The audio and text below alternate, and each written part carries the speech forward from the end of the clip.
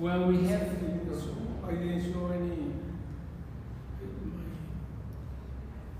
essential questions. I don't remember. Here, you mean? Yeah. Or from week 9? With the last. All right. Last week we talked about doing the Socratic method, right? Yeah. And we still have one person, Jose, that still needs to do his, and hopefully he'll be here later today and he can do his. If you've uploaded, have you had a chance to upload your essential questions to the CSE, Ramon, you have yours? Your essential questions and understandings? Some essential questions and some understandings. Okay. All right. And okay, so there's no understanding. All right. Okay, so I'll include these in the video. I'm kind of waiting until I get Jose's recording, and then I think he's the last one. I'll try to create a recording and bring all of your Socratic seminars together, along with your essential questions. So if you haven't already, try to go and upload the essential questions and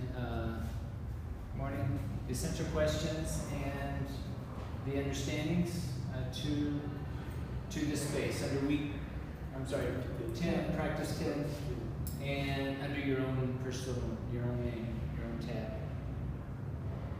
All right. So I think Alex, you're just missing the essential question, or do you have? No, it's the. The first one here. Yeah. Okay. This is the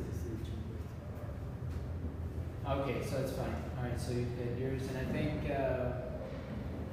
let's see. Emmanuel, I have yours. So we're just missing Jaime and Jose. I think Jaime did his last week, so we're just missing Jose. So again, if he shows up a little bit later, we'll have an opportunity to do our last Socratic seminar. So today what I'd like to do is talk a little bit about practice, and hopefully we can draw on some concepts that we talked about last semester, along with kind of revisiting those same concepts for this semester, but hopefully within the context of one of your classes. Maybe a class that you've already taught, or a class that maybe you can plan for maybe this week or next week. Looking at this idea of practice. Now I'm going to open up this sway. Again, I'm in practice 10. If you're connected later on, if you want to look at this, you have access to this under the page practice. So I'm going to go ahead and open up the browser so we can see this. There he is. Hello. I'm ready. All right. So if you want, Jose, we'll talk a little bit about practice, and then we'll get to your Socratic seminar. All right.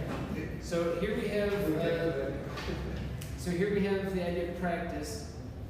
What do you recall? I know it was a long time ago when we talked about it, but when you think about practice and application, what comes to mind as far as the meaning, thinking of your students, what it would look like? What comes to mind when you think about the idea of practice? Repetition. Okay, repetition. With the knowledge to work, to obtain factual evidence about the knowledge application. Okay, so to retrieve factual evidence about their knowledge? Yes. Okay. Alex, what do you think?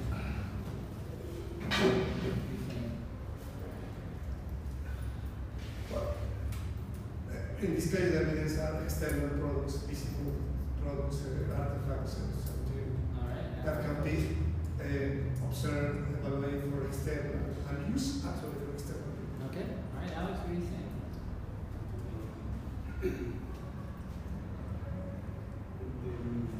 Also maybe say that would be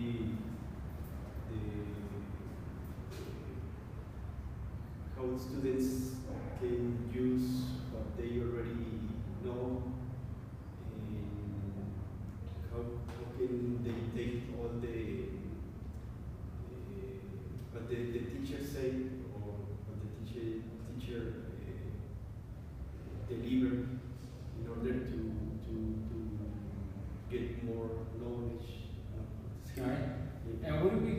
that teaching technique that does basically what you just described? What do we call that?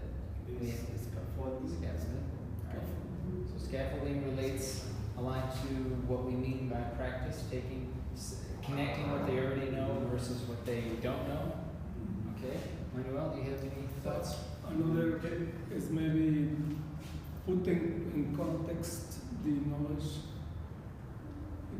Sometimes we talk about practically is related with some particular context and we call that practical.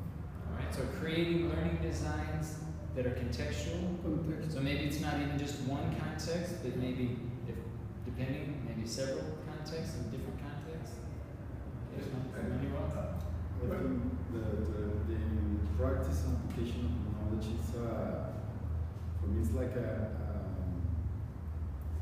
very important stage in the process where the student joins the dots. I mean, it's like putting things in the place while discovering it, while being guided to do something. It's like, for me, it's important because it gives meaning to the knowledge, and they can relate factual knowledge with mechanical or practical situations.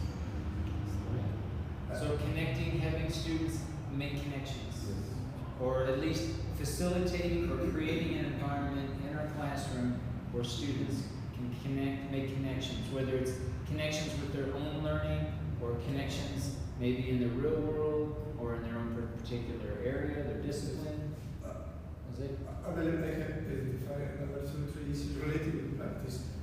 One of them is about the necessity to, most of them use tools, and sometimes it's laboratories, tools. The necessity to use tools. We stay in some special rooms, laboratories. Okay. So it's a necessity for the students can do this kind of action. So it's using laboratories. Well, yes, another issue is we need to take account that it's necessary most of the times to provide physical tools, sometimes conceptual tools, and provide a special environment like laboratories. And another very important is to the practice the students can identify, and actually the professor, the teacher, missing issues that is not possible to teach directly to the theory, to the blackboard, because during the practice immersion, usually I am a great professor of the theory concept. Actually, it's part of one problem of philosophy, the question of philosophy. I only understand that conceptual theory is the ideal or the normative work that we must to do that.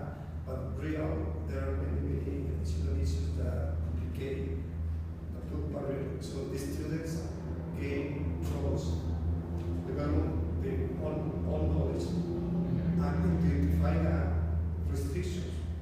Okay. Okay. So it is something practice, of course. Yes, yeah, it's definitely necessary. Thinking in terms of our students and what practice is. Now, this is a kind of an idea that we shared and talked about last semester. I'll give you just a second, maybe just to take a look at this statement right here.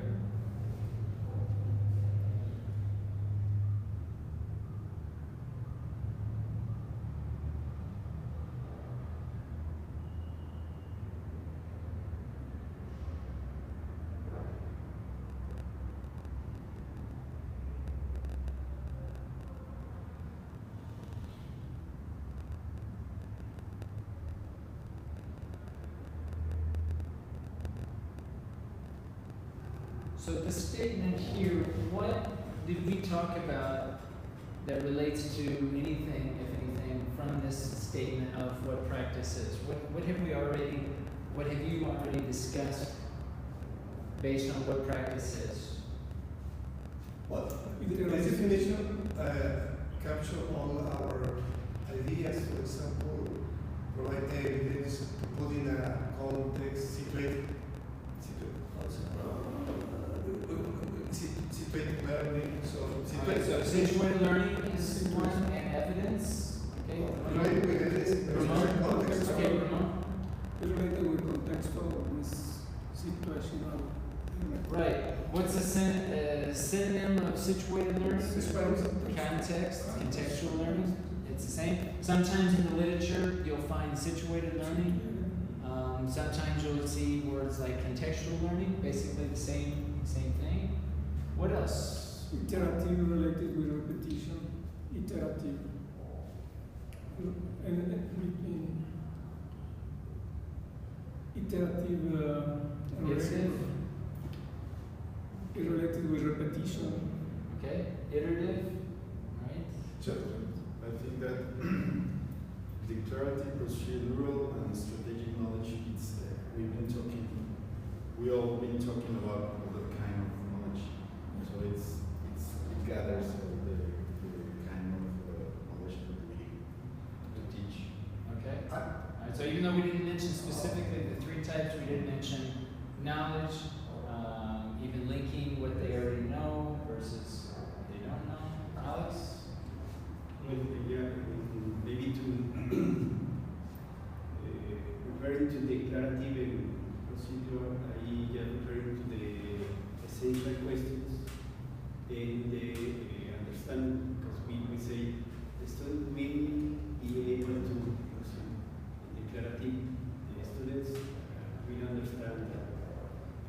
Good observation, really. When we look at understandings is an example of what kind of knowledge? Declarative knowledge. Essential questions were probably also more related. Not always, but usually related to declarative. Okay. So I believe that the three different one is the studies about the iterative reciprocal until the third one is a transition from the theoretical knowledge that we taught every day. When finally the student discovered, oh, professor explained it this way, but I can't do it this way, and there's new issues about the problem. So this transition from 1 to 3, to become finally, this is the final order education, to well, they are be in, well, it's interdependent, but I suggest independent, but of course interdependent is very important. I mean, the transition from the students are by the professor, after they finally, at the end of the course, they can be able to do a lot. Yeah, and the thing here that I want to draw your attention to, this iterative and reciprocal process of these basic three types of either roles, if you want to call it roles. When we, the professors, are didactic leaders, typically our students are assuming this type of role. Right? When we are facilitators, typically we might assume our learners to be independent so that they can do some matter of things on their own. And typically we might assume a different type of role, if we call it a coach, then our learners might be more interdependent. What's the difference between interdependent learner and dependent learner? The coach interacts in the same, almost on the same level with the interdependent, because they are both skilled professionals maybe on the area. Well, okay. in addition, from decision making, group decision making support system, the concept of facilitator is the people to help with structures, but these people never, produce bias or suggest or declare these files. So they only provide a structure in order that the group base make the decisions. In this case, a little like that sense of facilitator will provide this concept of theoretical infrastructures. But there is a course. In the course, he had to intervene in order to maybe correct some wrong. All right, so the question is, what's the difference between an interdependent learner and an independent learner? How would you define the difference between those two? self-study maybe in the first one. In the second, the student needs still some interaction from the professor. Okay, anyone else? I think that they mutually help. Well, the coach is still a leader, but they interact in a more horizontal way because they have almost the same level. But maybe it's a different focus on what has to be done. For me, to be interdependent is to have a relation with other people that are working on your same area and have expertise, and they can share information to be better, to improve. And facilitator, in this case, the facilitator helps the student to reach another stage. Right. Yeah, I think that's. All right. Now the question yeah, I'm not disagreeing with you, but I want. Can I? But I want to ask. I want you to listen very carefully to the question, because you're all saying basically what the point is, but I want to be a little bit more specific. The question is, let's put aside the teacher role. Okay. The question is, what's the difference between interdependent learner and independent learner? Now, I want you to think about it in terms of the students. How would you define the difference, or what would it look like, the difference between these two different types of learners? And let's put aside just for a moment the role of the teacher. Ramon. I have a question to Ramon. Yes.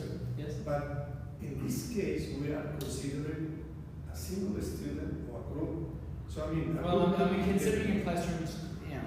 I mean, but because independent group can, a group can be also considered. Okay, I'm referring to a learner, Yes, individual a group student. or individual.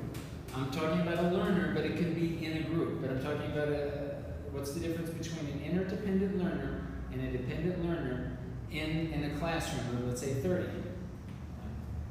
I think it's interdependent learner is somebody that is able to live in any social context. In many social relationships, he's able to live from others and to live from himself too. And independent? Independent is people that is able to live for himself. Individual or group? I believe Individual.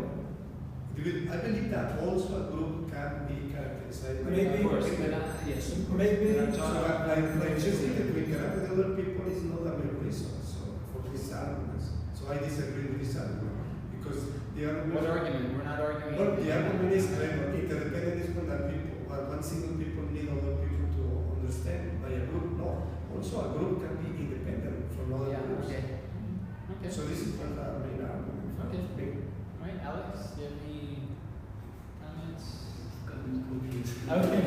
All right. So here's how I would define. But the independence or dependence is related with the professor, no? All right, let me explain a little bit, and then you can either disagree or. But independence from what? From the university, from the professor, from independence? I think there is a very subtle difference because any independent learner can learn from others too, but the difference is that the interdependent is able to lead himself and to help the other people learn too. And all right, so which one is that? This is the interdependent. Yes. Okay. Can you explain again? All right. I think there is a subtle difference. Any independent leader is able to live for himself and he can live from other people too.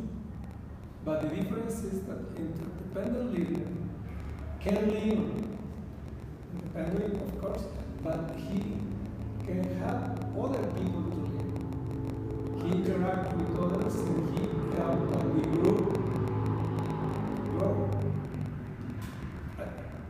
And this is related to to what Jose's saying about this group. If you have interdependent learners in a group, yes, and the tendency, depending on how many are interdependent, you could say, okay, the group is interdependent. But here, the interdependent learner is one who has an interest in the success of someone else. In this case, let's say another student. Like I am independent, so there's some autonomous learning that I have acquired, but it's beyond just me. It's beyond just me and my own success. Now I also have some skill, ability, knowledge that I have an interest of helping my classmates, for example, or anyone else. And now the learner becomes more interdependent because now this interest has shifted from just me, my own interest, to someone else. And if the students reach this level of interdependency, then the group, we can talk about community, learning community. If you want to talk about interdependent group or have a group, a learning community, this is where it typically comes from, right? Having this interdependency that is now we're shifting the interest to someone else. Let me see if I catch it. I understand what I'm saying, but I think so. Facilitator is like a person who has knowledge. He can share it or not. But while he is sharing the knowledge, he helps another person to see him how he does the things.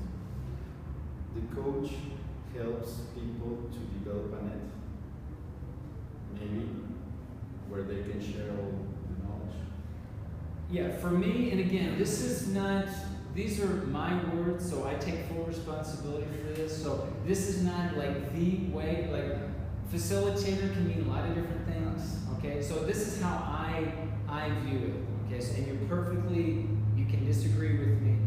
But the idea here is that, first of all, didactic leader, facilitator, and coach, if you're interested, comes from understanding by design. They use these levels. It also comes from the PDI program, which talks about the Socratic seminar. I mean, theoretically, that's where it comes from. So I didn't make up these, okay? But I'm assigning these for us to look at when students begin, or they're in some sort of learning process and they don't know things. I think most of us would agree that we assume different roles. It's probably going to be a didactic role. It has to be some sort of teacher, if you want to use traditional, or some sort of, we have to be the didactic leader. We have to tell them, show them, demonstrate, help them along, because they're at this level of dependency. They're dependent on someone else in their learning. But then when they start to gain knowledge and skills, they start to become more independent, and our role changes. Now, I'm going to call this facilitator. If you want to use a different word, fine. But the idea is that you are intervening less than you would here. You're intervening less. You're teaching less. You're helping. You're guiding them. If you want to use, the word guide. And then, when you reach this level, let's say that your students have this the independency. They're independent. Then we have maybe even a slightly different role in helping bring them together to say, hey, let's help someone else, because that's not always intuitive for learners. Now, some learners are, maybe they're protective, or, of their knowledge. Maybe they aren't used to helping someone else. So maybe it takes a slightly different role for us to help facilitate that process of them starting to work as a community, or as a group, or whatever, or a network, or helping someone else, thinking in terms of the community, setting up a website to help someone who is a disadvantaged group, and thinking beyond themselves to help someone else, whether it's a teaching role or just a counseling role, or so on. However, according to one of the main characteristics in order to establish the difference between these three roles, I believe it's the concept of intervention, the level of intervention Exactly. professional. Exactly. So you are explaining, yeah, I agree that facilitator, of course, provide a minimum level of intervention, because the idea is the students can be able for themselves to learn. The facilitator, actually, sports science is this is all the stuff, and you learn by yourself. You have problems, but it's part of the strategy. So, but in the course, the professor role, because it's a professor role, of course, there is no mandatory didactic leader, so students need to do exactly that I transfer. The idea is something independent from the students, but also with some control by the professor. So in the sports sense, the course is, of course, people who drives plays in order to, of course, maybe the sportsmen can make difference during the play, but the idea is like a direct. So the level of intervention, I think, is very important to make difference. The level, of course, the level of intervention is all The professor. of the professor. Yes, absolutely. I was thinking on, for example, the objective of you uploading the information to OneNote to open it to the community. I mean, it could be like a kind of coaching strategy for those who want to reach some information about what's going on in these topics. But what do you say that it's iterative and reciprocal? Okay, so now if more or less this is the idea of these three roles, and what I like, and the point here that I'm trying to do is show some sort of relationship between the role, the professor role, and the student. Okay, whatever you want to call it, this is how I choose to call it. But the idea is, yes, the level of intervention versus the level of dependency or autonomous learning, however you want to phrase it. Okay, now. What I want to share here is the iterative and the reciprocal process between this relationship, because it's complex. It's not as simple as saying, okay, the first day of class, all my students are here, and this is my role, the first day of class, and as we go through the 16th week of class, now I'm here, coach, and my students are here. That would be kind of a linear process. What I'm proposing here is it's more complex than that. It's iterative and reciprocal in that, let's say the first day of class, you have a class of 30 students. All your students are going to have different types of knowledge, understanding, skills. They're not all at the same level, right? It would be nice if they were all at the same level, but they're never at the same level. So the idea here, and think of like an English language class. So you've got students who are going to know more content than others, and there's going to be some students who have a higher level of English proficiency than the others, and you can imagine all of the different possible scenarios of all the different types of content that you're going to talk about and all the language that you're going to ask them, right, to produce. So here what I'm trying to share is that you think about it from the, let's say the first day of class, some students are going to be here, depending on the content, depending on the language, whatever you ask them to do. Some students are going to be here, some students are going to be here. Now, you might say, well, most of my students might be here, maybe. But depending on what you're talking about and how you're using the language, the idea is that your students are any one of these three at any given moment, not even any given class, any given moment, depending on the topic that you're discussing. One moment, your student could be here, and then you change the topic a little bit, and they could be right down here, and you have to adapt. So this process of iterative and reciprocal, first it's reciprocal because, well, there's some sort of dynamic, there's a conversation that's going on, they're giving you input or evidence, and you're reciprocating. And it's iterative, meaning that it's constantly going over and over and over and over. It's not like, okay, the first month I'm going to be a didactic leader, and then the second month I'll be a facilitator, and then the third month and fourth month I'll be a coach. That's not what I'm really proposing. I'm saying it's more dynamic. At the very first day, you might be assuming this role. 5 minutes later. With some students, you might be here, and then you go to another student, and you jump back to here. I mean, it's complex. And that's what I'm trying to share here with these 3 different identities. I'm actually using the word identity instead of maybe roles to try to articulate the dynamic flow of your identity in any given moment. That it's not a fixed thing that's going to be applicable to all of your students. So I would add additional and for me very important attribute in order to characterize these 3 different roles of the professor in relation with the students. It's about the knowledge that is necessary to be acquired or learned by the students. In of course, for some course, for example, in the first one, didactic leader, the professor decides this is the content that you need to learn because I'm a professor, you're the students.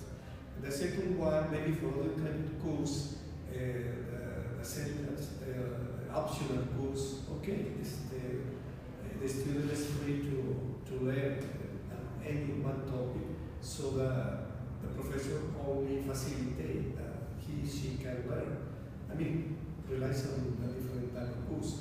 In the course, for example, could be when you address a dissertation, so the idea is, of course, that the PhD or master or bachelor dissertation or master, is some independence, freedom for the students, but needs the direction and the coordination of the professor. So I relate with that, what type of course are talking about the discussion. Well, I think the course, of course, the course matters, okay, but I don't know if I would say, in fact, I don't think I would agree that one course would say, okay, this course, I'm going to be the facilitator for the whole course. And my other course, I'm going to be the didactic leader for the whole course. What I'm proposing here is, okay, maybe you have a tendency to be one of these 3, but I think, tell me how you feel about this, but I think most classes, in any given moment, you're assuming different roles. Now, it's very easy. Now, let's think of a very traditional teacher, right? It's very easy to come into class and assume one identity, one role. It's easy, right? We could come in and say, okay, I'm going to teach traditional, right? We're on the board, we're doing the thing, and it's easy. And we think that all the students are the same level, right? And we think, okay, they don't know it, so I'm going to teach all of them. And so they assume these roles. And what this is really about is trying to look at it from a more complex situation, even though certainly some classes, maybe you're going to assume more of these roles than others, right? Depending on the content. But in the general sense, for example, for me, your silent course was more taught through didactic leader most of the times, because it's very important to keep some structure, to keep some order. And the second course is more between facilitator and coach. Perhaps. Perhaps. It's not an exception. Okay, perhaps, but I hope, because at least that was one of my goals. Maybe I failed, but one of my goals last semester was to assume different roles. In a subtle way. Right? Because of course, the teachers have a lot of expertise in a lot of different areas. So I felt that I was jumping around because sometimes I was just coaching the conversation depending on what I was saying. But yeah, that's. I think that what I am trying to understand is that we have to be aware of the different moments in which we are working with our classes. So the main problem, as I see it here at the university or whatever, it's that we can't assume only one role or identity, because maybe it will work, but not for everybody. So you have to be dynamic, you have to read the class in order to identify what you have to assume in order to give some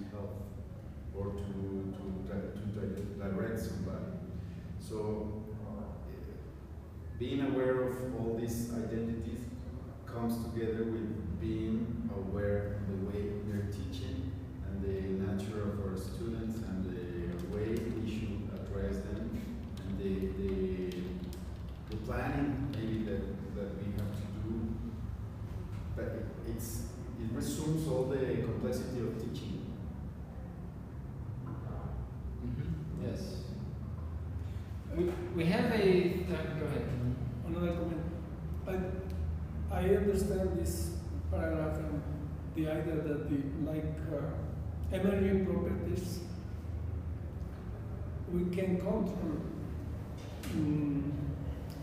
this phenomena, but we can participate in order to have the three types of roles. Because leadership is important, but it's not enough. Facilitate is important, but it's not enough. And we need some coaching too. And maybe to have some coaching role, maybe it's the most complex, I don't know, but for me, when the delivering experience led to me some new learning, like a teacher, is a sign that I am in the search of coaching, because it is the same. Because each group is different. Of course. Yeah. Maybe, for example, in this small group, if we don't participate, the class is more, it's different. If we participate a lot of, the class is different. And the final result depends of all people that participate. But if each one learns something new, we are in the idea of coaching. But if only we learn, but the teacher don't learn, maybe it's only a leadership. Or maybe we don't learn. Facilitate. Anyway, facilitate is like the torero. No. Anyway, I disagree. In recent years, from this report, of course, I understand that any professor needs to play the role, making the sensation, maybe the first 5 minutes, the role changes. But the idea of this course, our duties is to prepare, to organize, and to establish some strategies. And of course, we do the experience in the living real experience. Every professor feels and choose their particular course, what this course is more sensing for these topics. I need to establish a methodology style because, of course, there may be the course we can change, it's additional exercise. But the main style, I believe, is replay. And during the years, the people have captured those styles because this kind of course need these styles. I'm talking about a general sense. Of course, I agree that maybe the 1 hour is role and maybe another pieces of roles are played. But in general sense, for a semester or for every unit, we need to play. After, through the experience, we prefer some particular styles. Okay. This way, and maybe you make reflection about a particular function and the statistics, I need to, but this topic I can assign. Actually, I would like to put in this, no discussion, comments about the topic of freedom.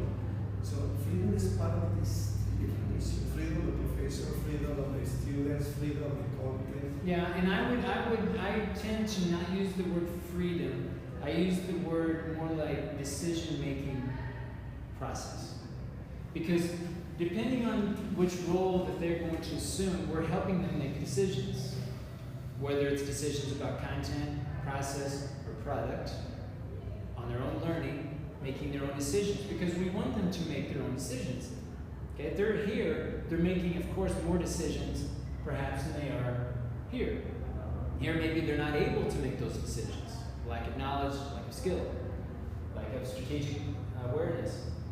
So our job is to help them make these decisions. If you want to call it freedom, fine, but I tend to call it more like, okay, I want you to learn how to make good decisions about your learning.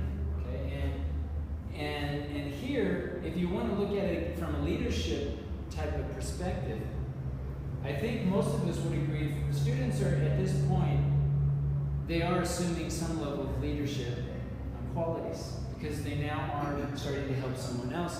And as soon as you start to turn the attention to wanting to help someone else, for me, that's some sort of leadership responsibility, because that's kind of what leadership is. They're trying to help someone else to succeed.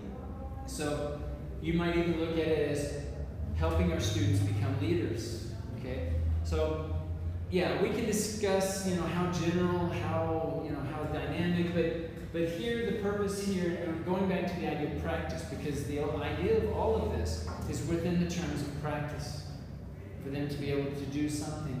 And I wanted to just share very quickly, we didn't talk about this last semester, but it's very relevant to what we're talking about today, about what the students can learn on their own. This is a theoretical concept. Has anyone heard of the zone of proximal developments? I think never heard about it. What do you recall, and this is coming from Vygotsky, the social cultural theory, what do you recall from? Well, it's like that there are different levels in which the student can achieve some objectives or by themselves. You have like different stages where you have to help them, or where they are more independent to reach the knowledge. So I think that this comes together with the understandings and also with the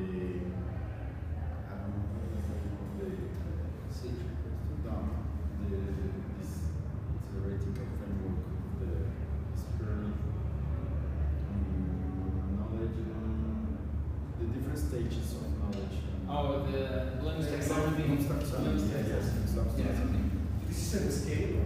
All right, so the idea. Qualitative scale. All right, so the idea of the zone of, yes, and you're right, Manuel, here. The idea here with the zone of proximal development is the learner can do some things. This learner can learn on his own or her own. There's some things that the learner can do all by themselves with no intervention from us. This is based on this theory, right? That they can learn without being aided by someone else. They are independent. And then we have this, they have 3 concentric circles here, okay? So we have the first circle, this is what the learner can learn on her own. Here, this is what the learner can learn with the guidance of a more knowledgeable other. Now this is the theory.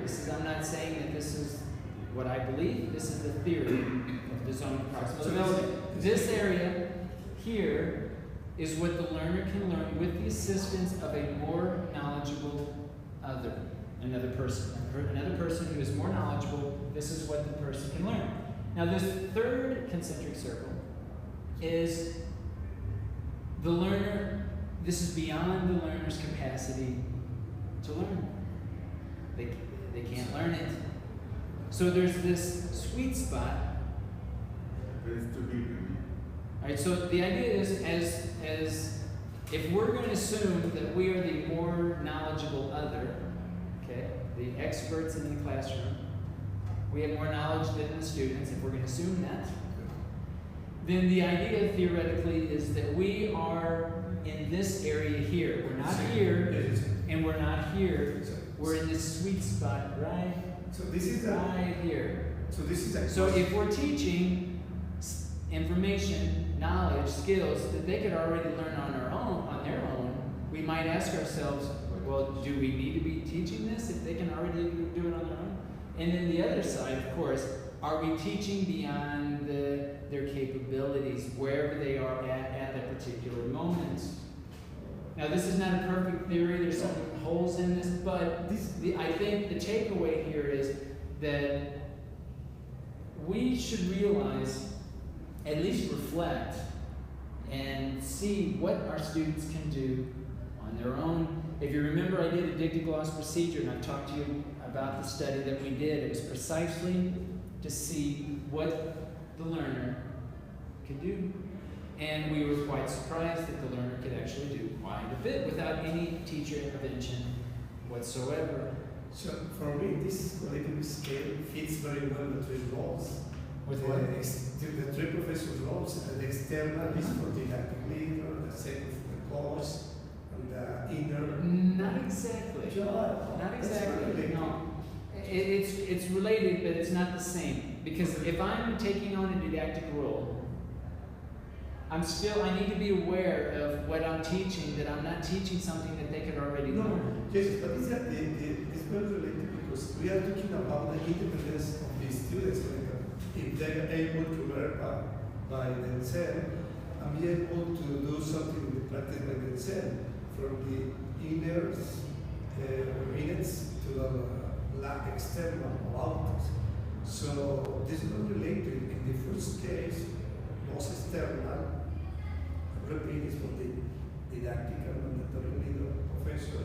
The second one is for the course. I don't know. And the second part is for facilitating. I mean, because here I can assume a coaching role and promote this, what they already know. No, this is more in the second circle, no? The course. Yeah. Am I right? Well, I think that this is too wide. I mean, who's going to decide what to do? It's difficult. But maybe we have to think about this in a practical way when we are fixing the objectives. When we're planning, we have to decide what kind of knowledge do we have to reach and identify the things that they can do by themselves.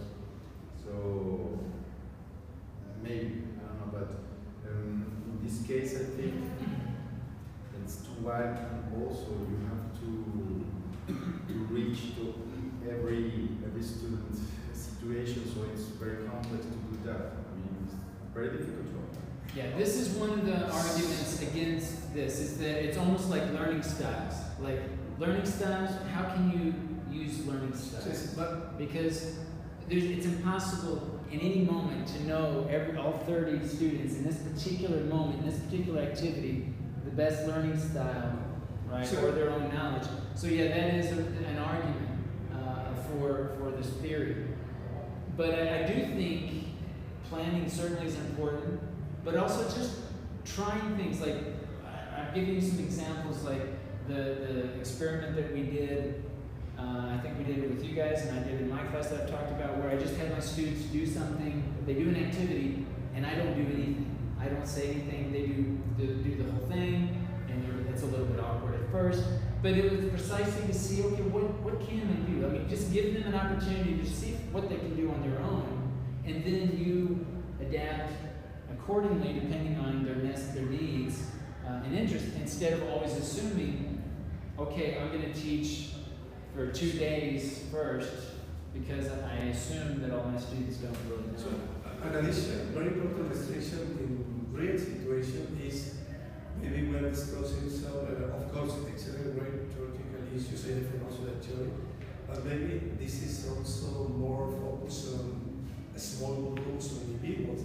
But usually we have groups around 30, 40, 35 people, so it's impossible to apply a particular size or standard size individual styles. So the idea we need to try with a group like a single entity. Maybe for a master or PhD dissertation, a single student, we can exercise very well this particular didactic strategies. But the problem is that we need to teach a single entity composed by 30 people and others. Yeah, so yeah, each of us are going to kind of look and see, how relevant or irrelevant this is. I just want to share this theory because it's a very well-known theory, especially in English language learning, but it certainly applies to anything based on social cultural theory. Okay, so social cultural theory by default, then we're talking about actual social interaction, group work, right? This speaks a lot to interactional patterns, right? And how students work in pairs and in small groups or in larger groups, and how they They work with each other. Just wanted to share this with you. There's tons of information in the literature about social cultural theory and the zone of proximal development. Okay, so I think we'll move on. I want to share this, and the reason to look at this very complex type of definition, though, is to look at practice from different areas, different perspectives. Now, the lesson plan here, we looked at, I think we worked with some examples of a lesson plan. And here, I think we are familiar with this particular lesson plan. We'll notice, of course, we have information about the class, the teacher's name, the group, the unit, which is very important. So this lesson plan is not for a particular day necessarily. It's actually for a unit. Now that unit might be 1 week, 2 weeks, 3 weeks, but this is for an entire unit. We have different objectives, language objectives and content objectives. So try to be thinking in terms of your classes, this division between content objectives and language objectives. Of course, our content objectives also relate to understandings and essential questions. It's not listed here in the lesson plan, but I think we could imagine having a section here on understandings and essential questions that relate to both the content and the language objectives. Key vocabulary, how do we focus on the key terms? Actually, we're making a concerted effort that we're actually helping students with those key terms because they're learning English. So we need to be strategic in how we help students learn the key vocabulary words. Thinking about the supplementary materials, right? Thinking about how we're going to adapt the content. This is a very easy lesson plan, a very easy way to look at a snapshot, 3 weeks, 4 weeks of work, but look at certain key areas that we want to try to focus on so that we are consistent throughout the unit, focusing on these objectives, that we don't lose sight in the planning of what we're trying to accomplish. So finally, independently of the previous roles that can play for the professors, we need to play, organize our units. I mean, in this particular structures to play, we can also to think that we will play the role during this total unit of facilitator or coach.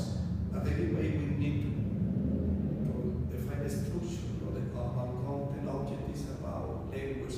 Maybe the students will learn by themselves, maybe to our guidance. Yeah. We need this plan. Yeah, I'm sharing here the plan, not necessarily that you're going to plan the role that you're going to assume. I don't want to say that.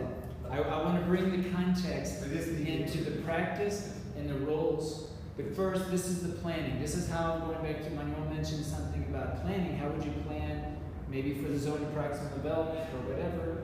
It might be in this example. And this is only an example. Okay, of course, you don't need to follow this. But I'd like for you to be thinking in terms of, okay, what are your content objectives? What are your language objectives? What is the key vocabulary? What is the supplementary materials? This is how you would plan, because it might be different. In fact, it will be different in some way than a class that you teach Spanish-speaking students. There's going to be some differences. I mean, but any plan is composed by, of course, objectives, resources, and activities. So when we have the distribution of activities, we can really learn these activities we will perform directly by students, these activities by professional students, and these activities only for the professor. So in this case, we can report about the roles implicitly. Okay. Any plan? Even in this easy plan, when you make this proposal and you share it with the group, the first class, your role is more on leadership because you choose the subject, which choose we propose the content objectives, we propose the language objectives.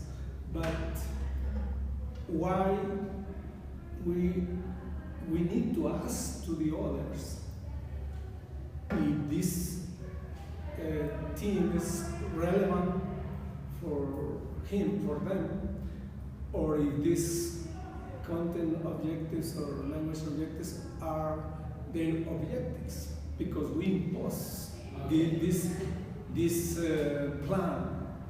I think it's not bad, it's a leadership role. Right. And maybe we need to adapt the content, the language, and even the subjects to the group in order to arrive to a interdependent learning. Yeah, so you make a very good point, and remember that this lesson plan is a unit. Okay. Now, I'm going to assume, because we're in a formal educational context, we teach at a university, I'm going to assume that this unit is in line with the program, with the syllabus that was authorized by the academia, according to Plan de Estudios, the whole curriculum, that it meets those certain goals that are established by the institution. So okay, but what about the learners? Okay, I know.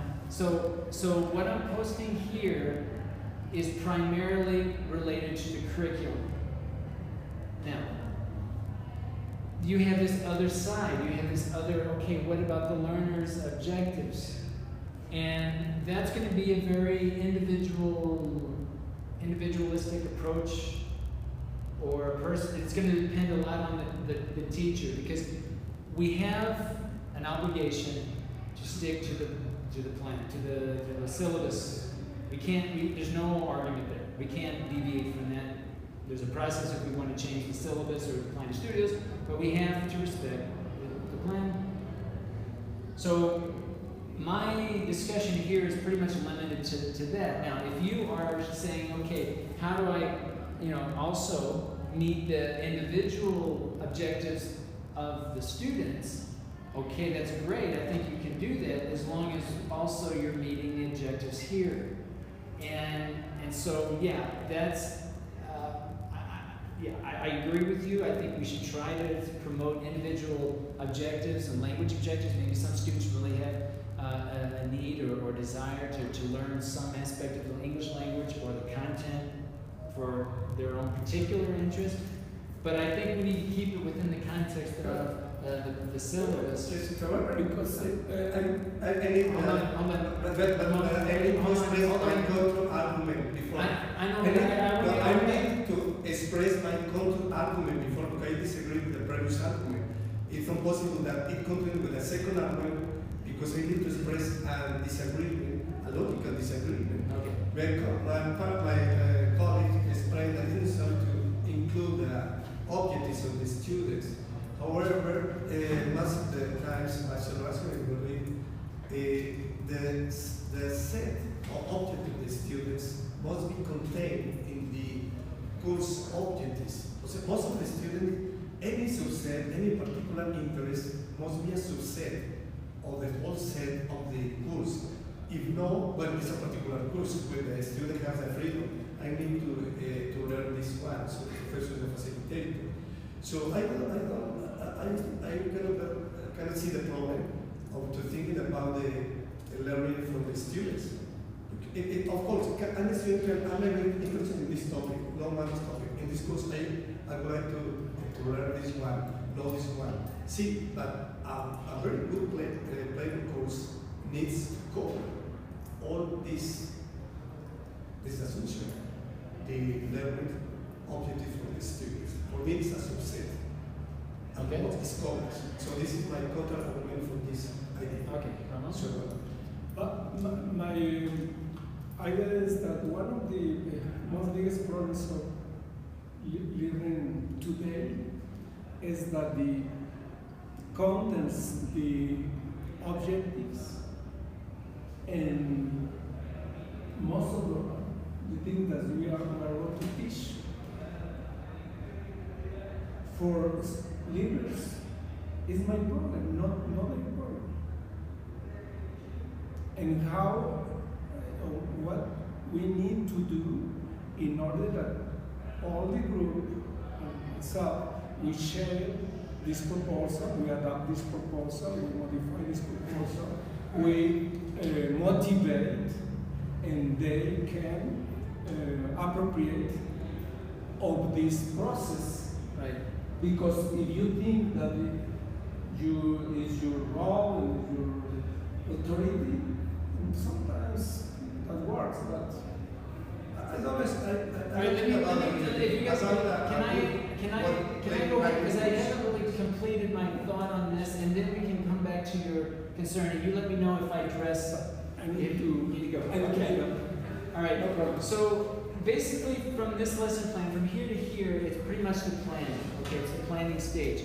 Now, and this is kind of to Ramon's point, when we get to here, this now is more about the task, the assessment, the performance test, the activity or activities, the actual activities that our students are going to do. And I think this is where Ramon, I think, has some good points about this probably is not all that negotiable with our students. This is pretty much based on the syllabus. But when we talk about the SciUp features and we start thinking about the assessments and we start talking about the ways that we group students, the way we assess, how we scaffold, all of these features, then we have, I think, an opportunity to assume different roles with our students, promote decision-making from our students for them to actually make decisions, if need be, based on their level of maturity, the course, etc. But I think that we can have more student involvement in this process, maybe, and where the students are making more decisions. I think more so than this information here. But my point that I want to try to make here is that these SciUp features, the performance tests, the roles that we assume are all within this context, right? It's all within a goal in mind. It's some sort of objective, overall objective that's stated in the syllabus, and then this process of the assessment, we have more control, and I think there's more flexibility here in basically this is more about the methodology, right? How we're going to either do a dynamic lecture or certain types of activities, whether they work in pairs or in groups or whole group. Actually, in this lesson sequence, it's necessary to report the procedural steps about the roles that we are doing. Right, and I don't want to talk too much about the lesson sequence yet, but yeah, that's where the roles all come in, right? In every single moment, it's going to change. But it's all based first on our goals, and then here are these certain features. Okay, so I think we'll stop there. I think we've got a few minutes. Do you guys have time to do the Socratic seminar? Okay, we still have about 15 minutes. Should take about 10 minutes. Yeah. Okay. So I think we'll. This is not the recorder. No. No. I'm recording. It's okay. No, I'll record it. Yeah. Okay. So if you want to seat there.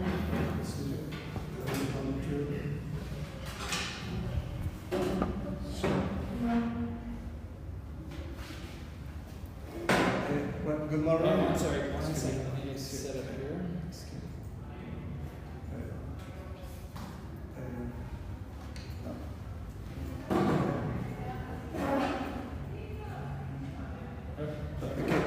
Good morning again, colleagues. Well, it's a pleasure to coordinate this session, this 10-minute session about Socratic dialogues.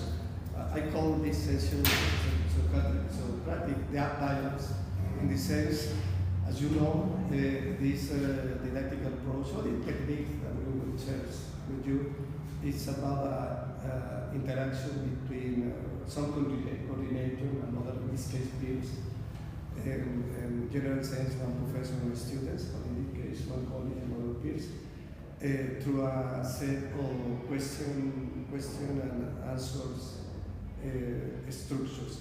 So what I would like to invest this time in the topic of the role of computers and information and computer information and communication technology in our lives, for the working, for the personal lives, for the society. So, what is your perception in terms of positive or negative effects of ICT, information and computer technology, in our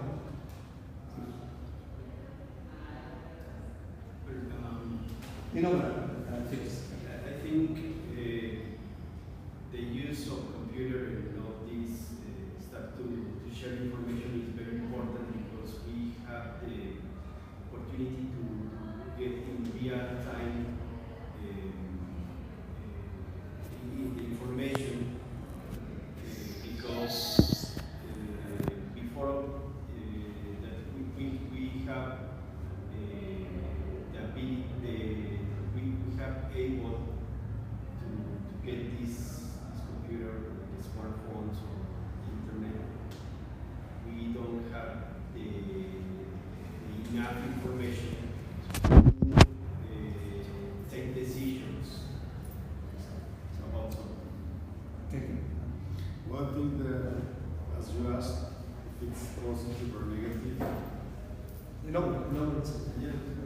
it's both positive and negative.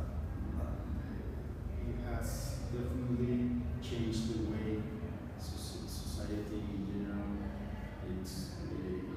reacts and the way it relates, and has ITC has made a flat world interconnected, and with all the pros and all the cons. Just interesting answers. So I think about your comments that maybe we need to ask ourselves, well, how would be the world without ICT? how would be the world, the industrial, the working, the personal life without this technology at present? It's more or less the same that we used to live. Will be more happy. Will be more happy. Yes. No, I don't know if more happy or maybe less sad. I don't know. But I think that the problem is that it's only a way to relate, and depends on the way you do it. I mean, communication is a mean, but still we have to send a message. What is your opinion about how would be the modern world, our lives without this technology, information and communication technology, without computers, without tablets, without internet? What is your opinion? Now they we relate with all this process, the industry, the trade, the countries made, and also education, science, medical stuff. Maybe without this technology could be a little bit chaotic. Okay. The world would be more chaotic at present without this technology. Okay. Well, again, interesting answers for me. So, I think this world is chaotic also because ICT. Oh, well, yes, very interesting, different perception. So, what in the same ideas, do you think these positive or negative effects are, well, I mean, caused directly by the IC technology per se, or by the people, or by the business, or by the combination of people and ICT technology? I mean, let me to explain this question. Of course, there is another maybe older technology or another national events that cause problems with the humanity. But ICT is the problem of the people, is the problem using ICT. Please. The use, the abuse, or the absence is the problem. It's still a problem. It's a people's problem.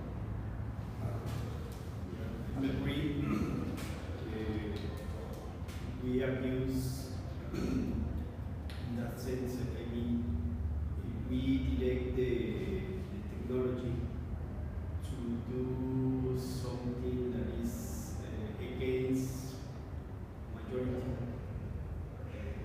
people, then we I forgot the question. Yes, again, interesting ideas for you.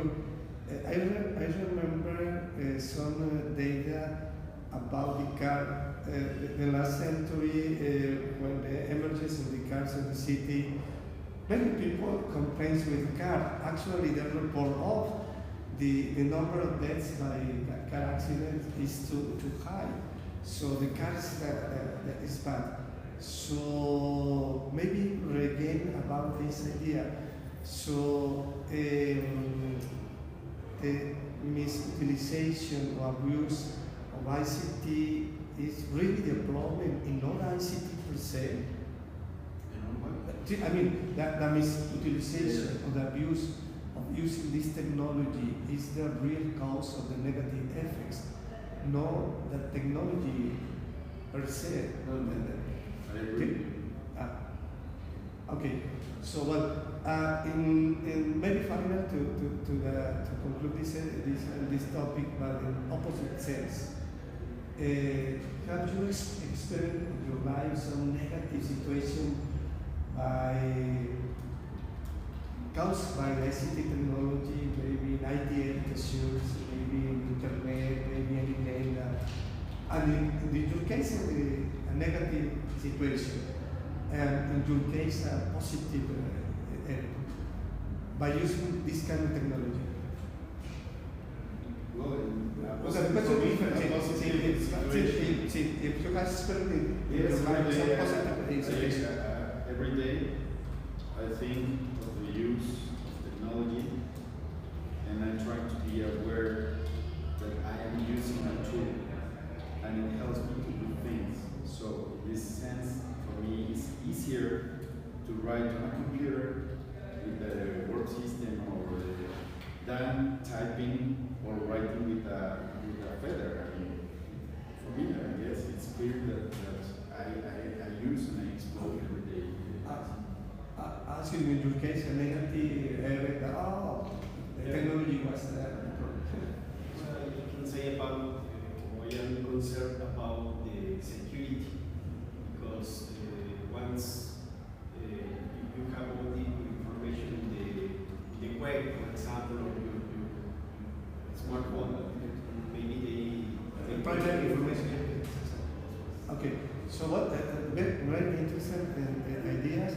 So finally, computers are necessary in our life.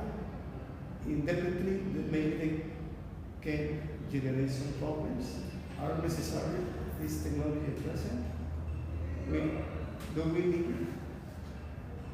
I don't get a question. I mean, finally, without computers. despite the problematic situation with through this ICT technology, my final question is: do we need ICT in our lives? Okay. I'm sorry to interrupt. Okay. I just want to be respect the time here. Very good, Jose. And any comments, suggestions, opinions about the Socratic seminar? Some feedback for Jose. I could. Okay, so I want to hear first from the participants. Any feedback that you can provide, Jose? Well, I think he asked a very interesting question. The way he managed was very good. A way to improve this exercise, maybe to give some pace, to let us think, give some rhythm, to think, to talk, to allow us to think, participate without the intervention of his guidance or maybe when it is suggested. And he done well while he tried to recapitulate the questions and the answers. I think it was well structured, just to give some base. Yeah, it was very good because besides maybe there are some structures to keep the topic. Yeah, the suggestion is maybe to the base of the Alright, so clearly you're an expert in this field, right? So based on these questions, you asked some very good questions about, and it was clear to me that you had an idea about what you wanted them to say, whether or not they did it or not, but I felt like you had a clear vision about what you wanted them to talk about. A couple of things to think about, and the reason we're recording this is that I hope that you can go back, and I'm going to make all these available to you, that you can go back and listen to these recordings, and that you can listen to yourself and see, and ask yourself, first of all, this difference between TTT, teacher talk time, and student talk time. I'm using students. But the reason we're doing this is to imagine you doing the same thing in one of your classes. So however many students that you have, imagine you doing something similar, and looking at this difference between how much time did you speak, how much time did your students speak.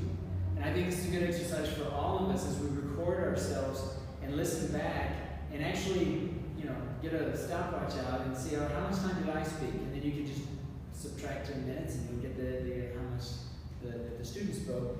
But I think it's revealing, because one of the purposes for doing a Socratic method is to get the students to speak, basically. Is that you are, if you want to talk about roles now, taking on more of a coaching role as your students are becoming more interdependent with the concepts and that they are sharing their ideas, but you're giving them opportunities to speak. You did some nice paraphrasing and setting up questions, but also be conscious of how much time you spoke versus how much time they spoke, and then if you're happy with that, if you think that was good enough or not. And also I would ask that you go back and just review again and ask yourself if you're happy with the order in which you ask the questions. Okay, very good questions. But see if you're happy with based on what they said and based on how the questions emerged, if you are happy with the sequence. This question came first, then they said something, then it led to this question, they said something, then it led to this, if you're happy with that sequence. And that's basically it. I put in here the word chaotic. Chaotic. The pronunciation? Yeah, the pronunciation. Chaotic. Chaotic. Like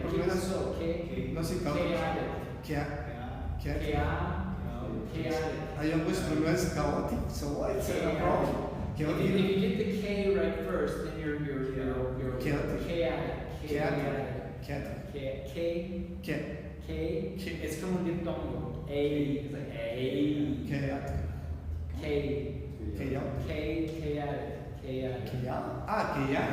Chaotic. Yes. Yeah. Very interesting word. Okay, great guys, thank you. Thank you very much. I'll try to get these videos to you. No battery. So, well, for